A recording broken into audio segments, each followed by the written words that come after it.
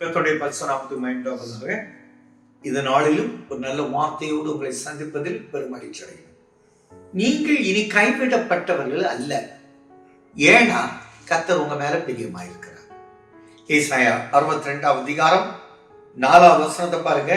நீ இனி கைவிடப்பட்டவள் எனப்படாமலும், விடப்பட்டவன் இருக்கலாம், ஆண்களா இருந்தா இந்த வசனம் உங்களுடையது, பெண்களா இருந்தா இந்த வசனத்தை கேட்கிற உங்களுக்கு கர்த்தர் சொல்லுகிறார், இதுவரையிலும் நீங்க எப்படி நினைச்சிருக்கலாம் கைவிடப்பட்ட சூழ்நிலை, இனி உங்களை கர்த்தர் கைவிடப்பட்டவள் எனப்படாமலும், உன் தேசம் இனி பாழான தேசம் எனப்படாமல், இதுவரையிலும் நம்மளை பார்த்து விளங்காதவன் சொல்லி இருக்கலாம், உருப்படாதவன் சொல்லி இருக்கலாம், மதிக்கப்படாத மாதிரி இருந்திருக்கலாம். ஆனா இன்னைக்கு கர்த்தர் சொல்லுகிறார், இனி அப்படி அல்ல. இனி உன் தேசம், உன் குடும்பம் பாழான குடும்பம் அல்ல, பாழான தேசம் அல்ல. இனி நீங்கள் இனி எப்சிபா என்றும் உங்கள் தேசம் பியூலா என்று சொல்லப்படும். ஏன் அப்படின்னா கர்த்தர் உங்கள் மேல் பிரியமாயிருக்கிறார்.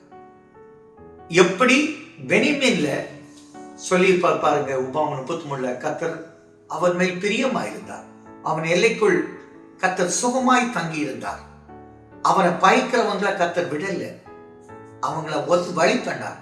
இதே போல உங்க எல்லைக்குள் வாசமாயிருப்பார், உங்க எல்லைக்குள் அவர் சுகமாயிருப்பார்.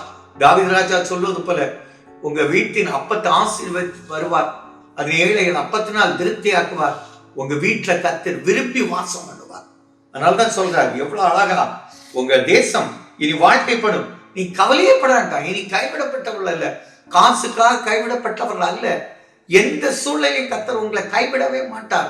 வியாதியினால கைவிடப்பட்டீங்கன்னு நினைச்சிருக்கலாம், இல்லைங்க, உங்களுக்கு கேஸ்ல ஒருவேளை கர்த்தர் மனுஷர்கள் கைவிட்டு இருக்கலாம், கர்த்தர் கைவிடாதவர். இன்னைக்கு சொல்றேன், எந்த வழியிலையும் உங்க பிள்ளைகள் ஒருவேளை படிப்புல கைவிடப்பட்ட சூழ்நிலையில் இருக்கலாம், இனி கைவிடப்பட்டவள் அல்ல. உங்க பிள்ளைகள் வேலையில இன்டர்வியூல இதுவரை நெக்லெக்ட் பண்ணிருக்கலாம், இனி உயர்ந்த இடத்துல நல்ல சேலையில அவங்க அமர்த்தப்படுவாங்க. தகப்பனே, இதுவரையிலும் கைவிடப்பட்ட சூழலில் இருந்த எங்களை ஆண்டவர் இன்னைக்கு தூக்கி பெரிய லெவல்ல வைத்ததுக்காக உங்களுக்கு நன்றி செலுத்துகிறோம். ஜெபங்களை நல்ல பிதாவே, ஆமென்.